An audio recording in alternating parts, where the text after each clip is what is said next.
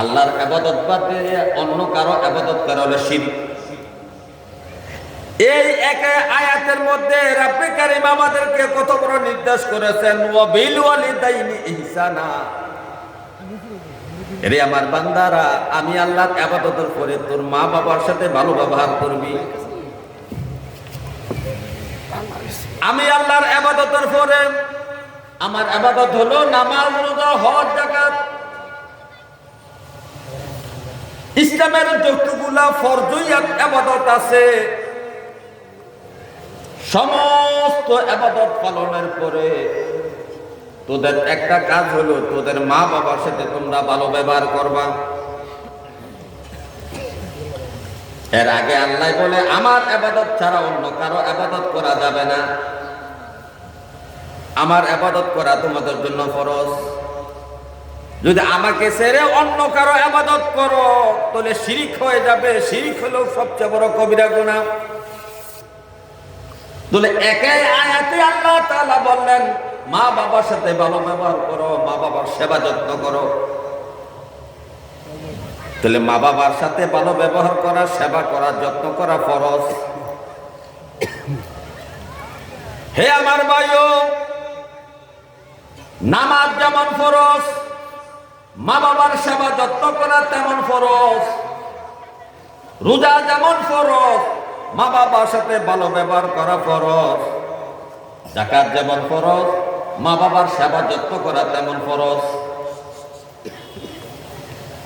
ভালো ব্যবহারের মধ্যে মা বাবার সেবা যত্ন আছে। মা বাবার কথা শুনতে হবে, মা বাবার সাথে ভালো ব্যবহার করতে হবে, ভালো কথা বলতে হবে, নম্র ভদ্র ভাষার ব্যবহার করতে হবে। এটা হলো সৎ ব্যবহার, ভালো ব্যবহার। এখন আল্লাহর ইবাদত ছাড়া অন্যর ইবাদত করলে যদি শিরক হয়ে যায়, তাহলে মা বাবার সাথে ভালো ব্যবহারের জন্য আল্লাহ বলেছেন যদি মা বাবার সাথে ভালো ব্যবহার না করেন সবচেয়ে বড় কবিরা গুনাহ হবে। এই জন্য এই একই আয়াতে রব্বে কারীম বলতেছে, হে আমার বান্দারা,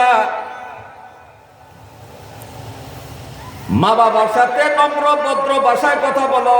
ওয়ালা তানহারহুমা, মা বাবাকে ধমক দিও না। তে মা বাবাকে গরম চোখ রাঙ্গা করে, গরম সুরে কণ্ঠস্বর উঁচু করে ধমক দেওয়া হারাম, কবিরা গুনাহ। মা বাবা বৃদ্ধ বয়সে মা বাবা তোমাকে অনেক জ্বালাতন করবে। তুমি যেমন ছোট বয়সে তোমার মা বাবাকে জ্বালাইছ, তোমার ছোট বয়সে মা বাবাকে তুমি যেমন জ্বালাতন করেছো, বারবার কষ্ট করেছো, বারবার আবদার করেছো, সবকিছু তোমার মা বাবা পূরণ করেছে। তদ্রুপ বৃদ্ধ বয়সে তোমার মা বাবা তোমার কাছে সন্তানের মতোই হয়ে যাবে।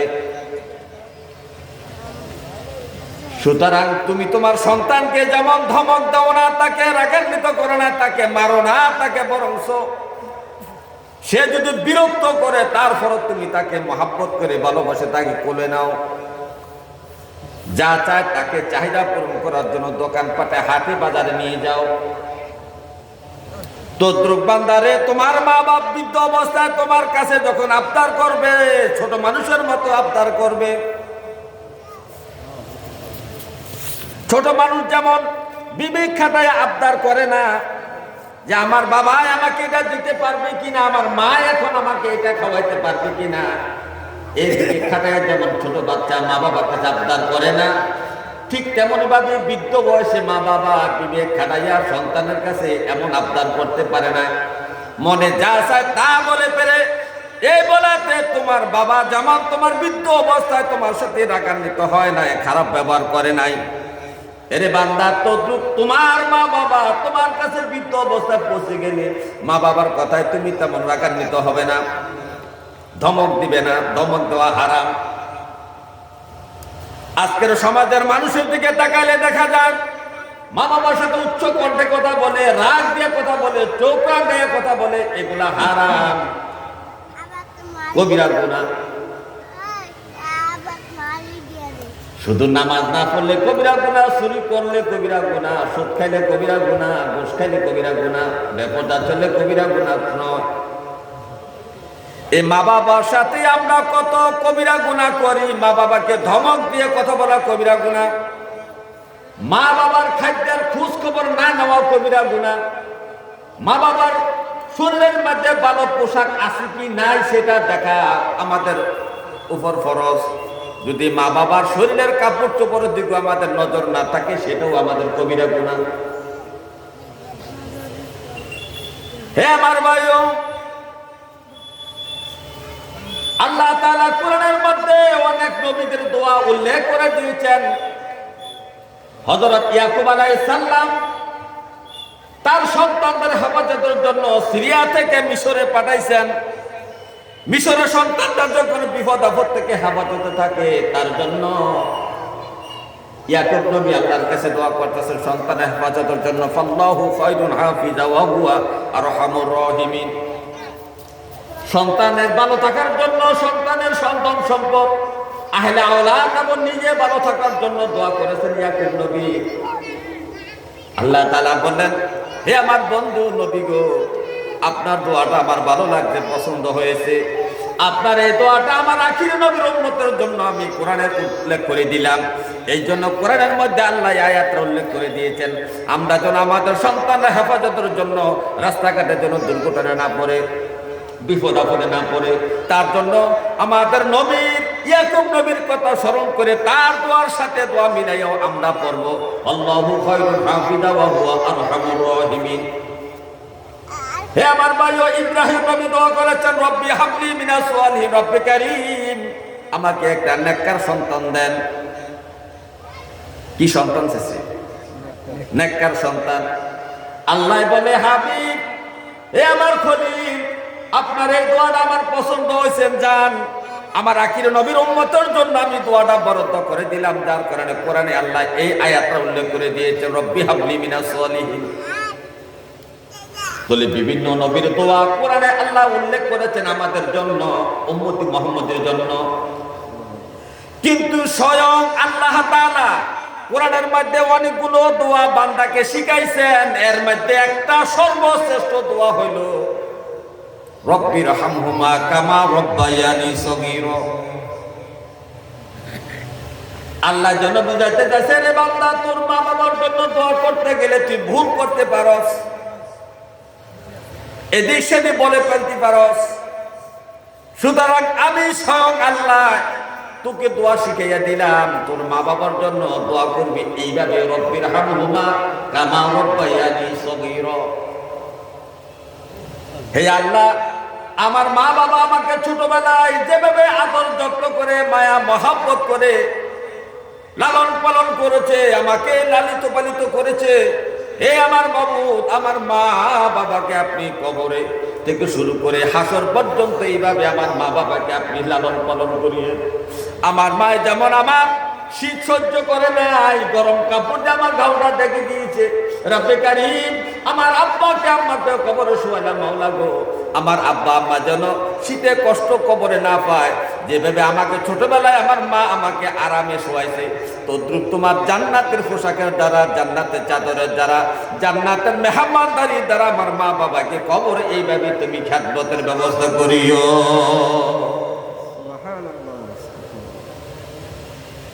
হে আমার ভাইও, আল্লাহ যতগুলো দোয়া বান্দাকে শিখাইছেন এর মধ্যে সর্বশ্রেষ্ঠ দোয়া হইল, ওকুর রব্বির হামহুমা কামা রব্বায়ানি সগীরা। আল্লাহ যেন বুঝাইতে চাইছে, হে রে বান্দা, তোর মা বাবার জন্য দোয়া যদি নিজে করতে যাস, কত কোনটা কোনটা বলে ফেলবি, ভুলভাল বলে ফেলতে পারস। খুদা আমি স্বয়ং আল্লাহ তোকে দোয়া শিখিয়ে দিলাম, তোর মার জন্য বাবার জন্য এই দোয়াটা সবসময় করবি। পাঁচ ওয়াক্ত নামাজে নামাজে, মুনাজাতে মুনাজাতে, যেখানে মুনাজাত দিবি সেখানে তোর মা বাবার জন্য এই দোয়াটা কর। হে আমার ভাইও, হাদিস শরীফের মধ্যে আছে, নবীজি বলেন, হাদিস শরীফের মধ্যে আছে, নবীজি বলেন, হে আমার বান্দারা, হে আমার নবীর, হে আমার উম্মতেরা, শোনো রে, মা বাবা কত দাম তোমরা শোনো। রিদা রব্বি, আল্লাহকে যদি তোমরা খুশি করতে চাও, আল্লাহকে যদি তোমরা খুশি করতে চাও, রাজি করতে চাও, তাহলে মা বাবাকে খুশি করো, রাজি করো। মা বাবার খুশিতে আল্লাহ তাআলা খুশি হয়, মা বাবার অসন্তুষ্টিতে আল্লাহ অসন্তুষ্টি হয়। নবীজির এই জবান মোবারকের দ্বারা এই কথাটা বলেছেন। সাহাবীদের সামনে নবীজি কথাটা বলেছেন। এই কথা বলার কারণ আছে। একজন বৃদ্ধ সাহাবী নবীজির কাছে তার ছেলেকে হাতে ধরে নিয়ে আসলেন। একজন বৃদ্ধ সাহাবী তার সন্তানকে হাতের মধ্যে ধরে নবীজির সামনে নিয়ে আসলেন। নবীজির কাছে বিচার দিলেন, ইয়া রাসূলুল্লাহ, এটা আমার ছেলে। এই ছেলেটা যখন ছোট ছিল তখন আমি ছিলাম যুবক, তখন আমি কামাই রুজি করতাম। এই ছেলেকে আমি 2 হাতে টাকা পয়সা দিতাম, ছেলে খরচ করতো, যা চাইতো তাই আমি দিতাম। কিন্তু এখন আমি বৃদ্ধ হয়ে গেছি, কামাই রুজি করতে পারি না নবী গো। কিন্তু আমার ছেলে কামাই করে আমাকে টাকা পয়সা দেয় না চলাফেরার জন্য, পকেট খরচের জন্য। নবীজি ওই ছেলের দিকে তাকায় বললেন, ওই ছেলেও তো নবীর সাহাবী। হে সন্তান শোনো, আন্তা ওয়া মালুকা ওয়া লি আবিকা, তুমি এবং তোমার সম্পদ তোমার বাবা মা, তুমি এবং তোমার সম্পদ, তুমি এবং তোমার সম্পদ কার? বাবা মা। সুতরাং তোমার বাবা মাকে টাকা পয়সা দিবে, যা কিছু প্রয়োজন সব কিছু তুমি ব্যবস্থা করবা, যেভাবে তোমার ছোটবেলায় তোমার ব্যবস্থা করেছে তোমার মা বাবা। হযরত আবু হুরায়রা রাদিয়াল্লাহু তাআলা আনহু নবীর কাছে আসলেন। আচ্ছা, অভিযোগ করলেন, ইয়া রাসূলুল্লাহ, আমার মা আমাকে মারছে। আবু হুরায়রা 20-22 বছরের যুবক। আবু হুরায়রা ইসলাম ধর্ম গ্রহণ করেছেন, মা কিন্তু ইসলাম ধর্ম গ্রহণ করেন নাই। ইসলাম ধর্ম গ্রহণ করার কারণে মার কাছে আবু হুরায়রা ঘৃণার পাত্র হয়ে গিয়েছে। আবু হুরায়রা মার কাছে গেলে মা তাকে ধরে মারে। একদিন, 2 দিন, অনেক দিন ধরে মারলেন। একদিন সহ্য করতে না পারা নবীদের কাছে দৌড়ে এসে বিচার দিলেন, ইয়া রাসূলুল্লাহ, আমার মা আমাকে মারছে। এতটুকু আবু হুরায়রা নবীর কাছে কান্না করে করে বললেন, ইয়া রাসূলুল্লাহ, আমার মা আমাকে মারছে। আবার নবী সাধারণ কোনো ঘটনা রাগান্বিত হন না, কিন্তু আবু হুরায়রার এই কথা শুনে রাগান্বিত হয়ে গেলেন। নবীজি উচ্চ কণ্ঠে আওয়াজ দিয়ে বলে, এ আবু হুরায়রা, তোমার কত বড় সাহস! আমি মুহাম্মদের সামনে তোমার মায়ের নামে তুমি বিচার দাও, তোমাকে সাহস কে দিয়েছে? তোমার মা বাবার বিচার করা আমার দ্বারা সম্ভব নয়। তোমার কত বড় সাহস, তোমার মায়ের নামে আমার কাছে বিচার দাও? এই সাহস তোমাকে কে দিয়েছে? তুমি জানো মা কি জিনিস?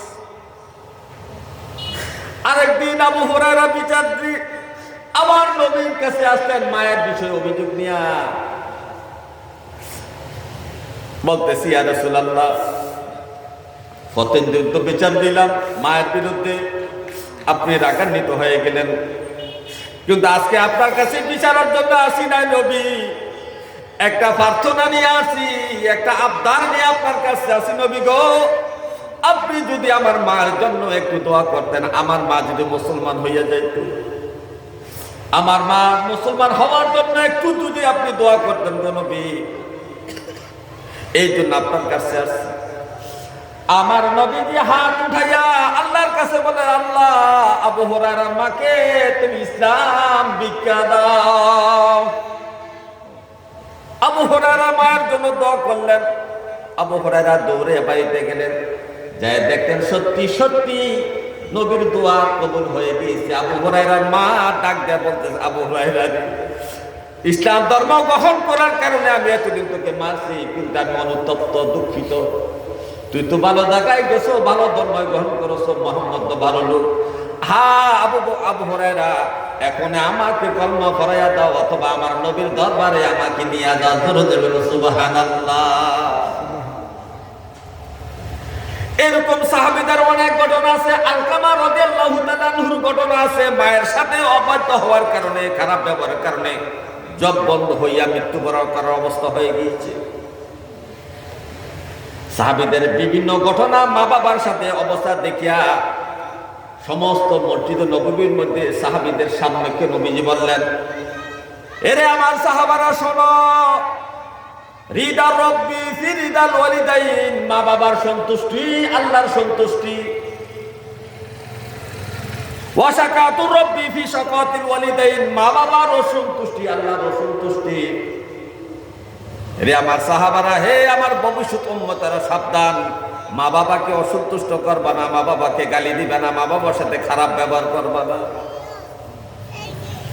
মা বাবার সাথে যদি ভালো ব্যবহার না করো, খারাপ ব্যবহার করো, তাহলে তোমার কপাল পড়ে যাবে।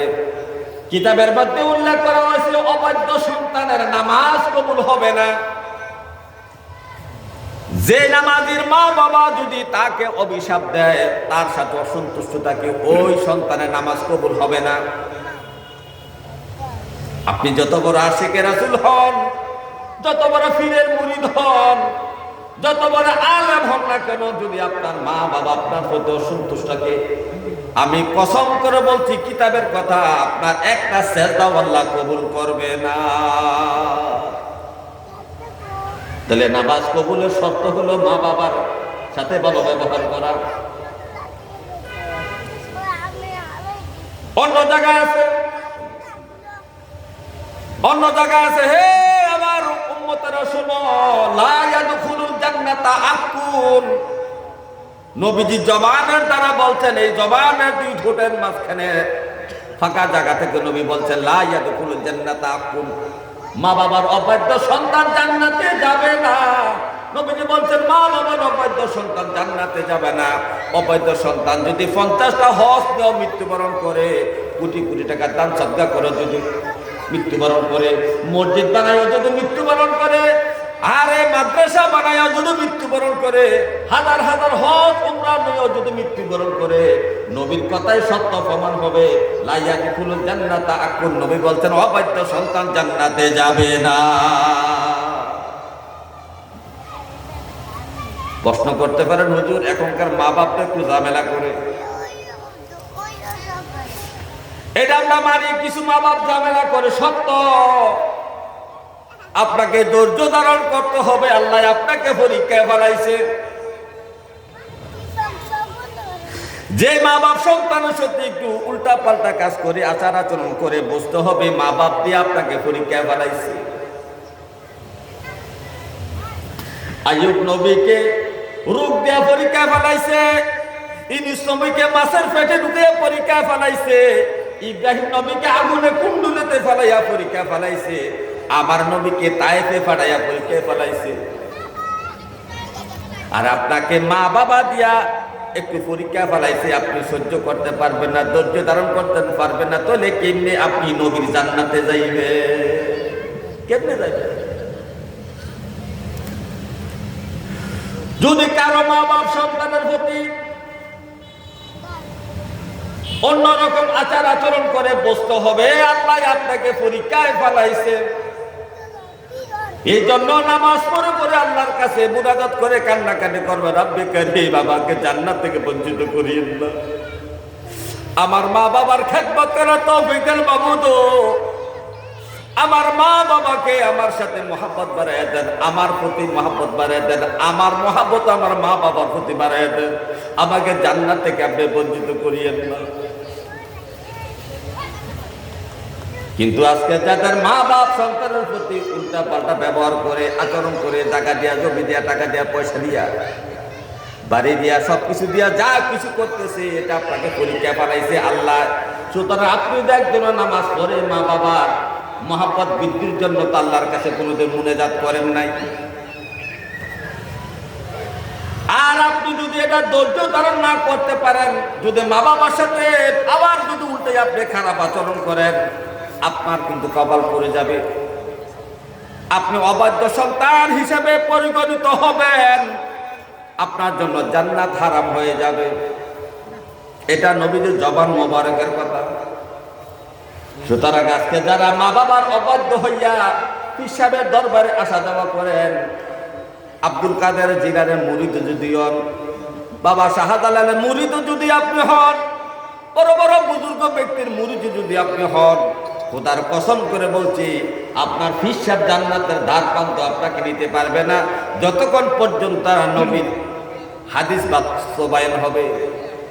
নবীজি বলছেন লা ইয়াদখুলুল জান্নাতা আকুন, অবাধ্য সন্তান জান্নাতে যাবে না। কোন যাবে না? তাহলে আমাদেরকে হিসাব করতে হবে যে আপনি বলবেন হ্যাঁ মা বাপ, কিছু মা বাপ তো এরকম আচরণ করে, বড় ভাইয়ের বেশি 5 ঘন্টা আমাদের 2 ঘন্টা, হ্যাঁ বড় ভাইয়ের বেশি রাস্তার লাগে জমি দেয়, আমারা দেশে যা করে ভিতরের জমি। এই অবস্থা হওয়ার কারণ হলো আল্লাহ আপনাকে পরীক্ষা ফেলাইছে, আপনি কতটুকু পরীক্ষায় সাকসেসফুল হন। এই পরীক্ষায় যদি আপনি ফেল করেন আর যদি উল্টে আপনার মা বাবার সাথে ভালো খারাপ ব্যবহার করেন, তাহলে আপনার জান্নাত বঞ্চিত হয়ে গেল। এই জন্য আপনি ধৈর্য ধারণ করতে হবে, ধৈর্য ধারণ করতে হবে, আল্লাহর কাছে দোয়া করতে হবে মা বাবার জন্য। হে আমার ভাইও, শুধু তাই নয়, সেই জন্য আপনাদের কাছে আমার অনুরোধ থাকবে, আপনি বেশি বেশি করে মা বাবার জন্য দোয়া করেন। আয় আল্লাহ, মা বাবার জন্য আমাকে পরীক্ষা ফেলাইও না, জান্নাত থেকে আমাকে বঞ্চিত করিও না। তোমার নবী বলছে মা বাবার অবাধ্য হলে জান্নাত হারাম হইয়া যায়। রব্বে কারীম আমার মা বাবার সাথে আমার মহব্বতটা বাড়াইয়া দেন। আপনি বাড়াইয়া দিলে তো কেউ কিছু বলবে না, কারো কাছে আপনি জবাবদিহি করতে হবে না। আমার মা বাবার সাথে আমার মহব্বত বাড়াইয়া দেন, আমার প্রতি আমার মা বাবার মহব্বত বাড়াইয়া দেন। এমন মুনাজাত করে যদি কান্নাকাটি করতে পারেন, এক সময় দেখবেন আপনি ইমানি পরীক্ষা সাকসেসফুল হয়ে গিয়েছে। কিন্তু হতভাগ আমরা সন্তান, আমরা মা বাপ মারি দিছে কোনো এটাও খেয়াল নাই। নামাজে তো পড়ো না, মা বাবার জন্য দোয়া করবো কি? মা বাবার জন্য একটু দোয়া খেলারও ব্যবস্থা নাই। কবরে ফর নিজেও দাঁড়ায় না, একজন আলেম ওলামাকে নিয়েও দাঁড়ায় না। আছে কিনা এরকম? আচ্ছা ভাই, আপনি আপনার বাহির কবরের পাশে দাঁড়াইছেন না, আপনার ছেলেরা 5টা করে না হাফেজ বানাইলে মনে করেন আপনার কবরের পাশে দাঁড়াই ভাইয়া, হ্যাঁ করবো আমার সুযোগ না, আমি চাকরি করি বরিশাল, কোন সময় বাহির কবরের সামনে যান কি? আপনি মনে করছেন আমি মা বাবার কবর পাশে না গেলে কি হয়েছে? আমার ছেলে তো 5টা করে না হাফেজ, 5 জন হাফেজ হয়ে কবর হয়ে দাঁড়াইয়া জিয়ারত করবো না ভাই। আপনি দাঁড়াইলে আপনার সন্তান আপনার কবরের পাশে দাঁড়াইবে, কারণ আপনি যেমন করছেন এমন ফল আপনি পাইবেন। শেষ কথাটা আপনাকে বলি, কিছু কিছু পাপের শাস্তি আল্লাহ দুনিয়ায় দেয়, কিছু কিছু পাপের শাস্তি আল্লাহ কোথায় দেয়? দুনিয়াও দেয়, আখেরাতও দিবে। আখেরাতও